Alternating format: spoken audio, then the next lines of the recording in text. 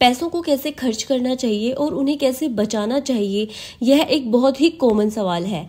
तो अगर आपका भी यही सवाल है और आप इसका सही जवाब जानना चाहते हैं तो वीडियो को लास्ट तक ज़रूर देखें, क्योंकि आज का यह वीडियो बहुत ही इन्फॉर्मेटिव होने वाला है। तो चलिए शुरू करते हैं। हम जो पैसा कमाते हैं उससे मेन 3 काम करते हैं। पहला, हमारी नीड या हमारी ज़रूरतों को पूरा करते हैं। दूसरा, हमारी इच्छाओं की पूर्ति के लिए। और तीसरा, हम उस पैसे को सेव करते हैं।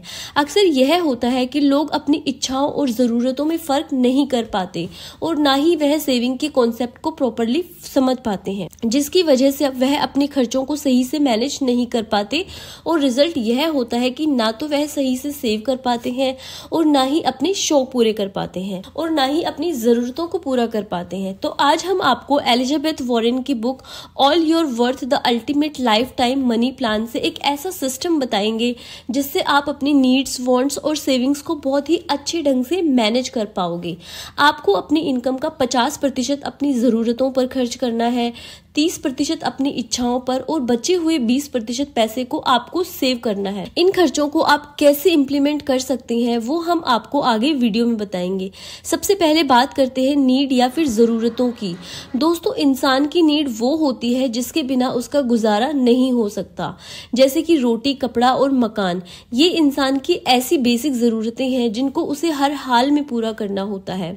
इसके अलावा और भी कई ऐसी ज़रूरतें होती हैं, जैसे कि बच्चों की स्कूल फीस, बिजली का बिल, मकान का किराया, पेट्रोल, मोबाइल का रिचार्ज, इसके जैसे ही और भी जरूरतें जिनका कोई और ऑल्टरनेट नहीं है। उन सबको आप नीड वाले कॉलम में रख सकते हो।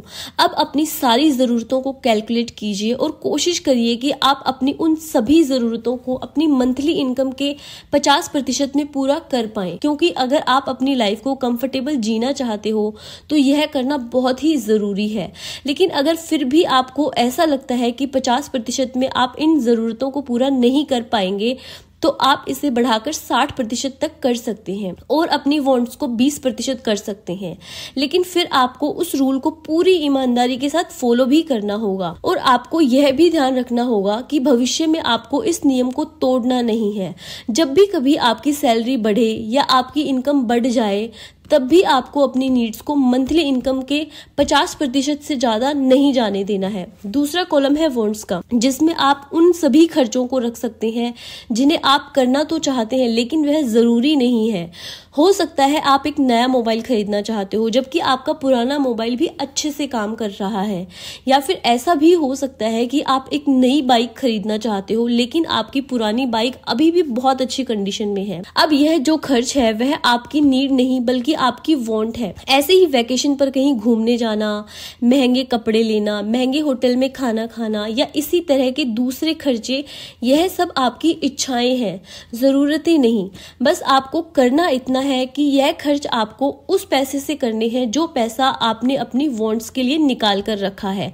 यानी कि अगर आपकी सैलरी 15,000 है और आप एक नया मोबाइल खरीदना चाहते हैं, महंगे होटल में खाना खाना चाहते हैं या फिर एक नई बाइक लेना चाहते हैं, तो आपको ये सारे खर्चे अपनी मंथली इनकम के उस 30% यानी कि 4500 रुपए से मैनेज करने हैं जो आपने अपनी वांट्स के लिए निकाल कर रखा है। अगर आपका मोबाइल 12,000 रुपए का है तो आपको अगले महीने तक इस पर 4500 रुपए को इकट्ठा कर रखना चाहिए और 3 महीने बाद नया मोबाइल लेना चाहिए। और अगर आप किसी महंगे होटल में खाना खाना चाहते हैं तो आप पहले यह तय कर लें कि आप महीने में 1 बार खाएं या 10 बार खाएं, लेकिन आपको अपनी वांट्स पर अपनी सैलरी के 30% यानी कि 4500 रुपए से कुछ भी फालतू नहीं खर्च करना है। और अगर आपने अपनी नीड्स को 50% से बढ़ाकर 60% कर दिया है तो अब आपके पास अपनी वांट्स पर खर्च करने के लिए केवल 20% ही पैसा बचता है। इससे ज्यादा खर्चा आपको कभी नहीं करना चाहिए। अब तीसरा पार्ट है आपकी सेविंग्स का, और इसमें आपको पूरी ईमानदारी के साथ अपनी इनकम का 20% हिस्सा सेव करना है। और अगर आप यहाँ पर चीटिंग करोगे तो लॉन्ग टर्म में इसका नुकसान आपको ही उठाना पड़ेगा और आप ऐसा नहीं करना चाहोगे। इसके लिए जरूरी है कि आप अपनी सेविंग्स को पूरी ईमानदारी से करें। इस सेविंग में कम से कम 10% पैसे आप कैश में जमा करें और बाकी के 10% पैसे को आप कहीं इन्वेस्ट कर सकते हो, जैसे कि आप किसी कंपनी के शेयर्स खरीद सकते हो या फिर किसी म्यूचुअल फंड में इन्वेस्ट कर सकते हो।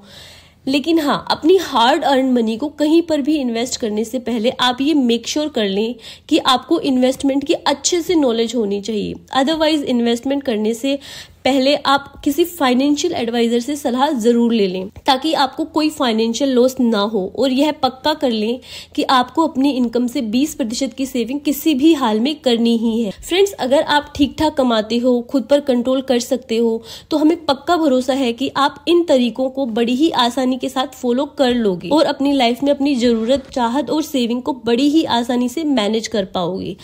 अब अगर बात करें इस बुक की, तो इसका बेसिक कॉन्सेप्ट यही है कि आपको अपनी इनकम का 50% पैसा अपनी ज़रूरतों पर खर्च करना है, 30% पैसा अपनी चाहतों पे खर्च करना है और बाकी 20% पैसे आपको सेव करने हैं या इन्वेस्टमेंट करना है। अगर आप ऐसा करने में कामयाब हो जाते हो, जो कि आप हो ही जाओगे, तो आपको लाइफ टाइम कभी कोई प्रॉब्लम नहीं होगी। फ्रेंड्स, हम यह भी समझते हैं कि कई बार आपकी इनकम इतनी होती ही नहीं कि आप अपनी नीड के साथ साथ अपनी वांट्स और सेविंग पर फोकस कर पाओ। लेकिन फ्रेंड्स, अगर आप थोड़ी सी मेहनत और कर लेते हो, तो फिलहाल के लिए आपकी वांट्स भले ही पूरी ना हो, लेकिन आपको थोड़ी बहुत सेविंग और इन्वेस्टमेंट जरूर करना चाहिए, ताकि इन फ्यूचर वो इन्वेस्टमेंट आपकी वांट्स को पूरा करने में आपकी मदद कर सकें। तो दोस्तों, हम उम्मीद करते हैं कि आज की इस वीडियो में आपको कुछ ना कुछ जरूर सीखने को मिला होगा।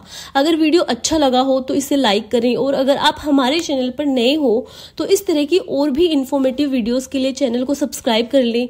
फ्रेंड्स, आज के वीडियो में इतना ही। जल्दी ही मिलेंगे एक और नए इन्फॉर्मेटिव वीडियो के साथ। तब तक के लिए थैंक यू।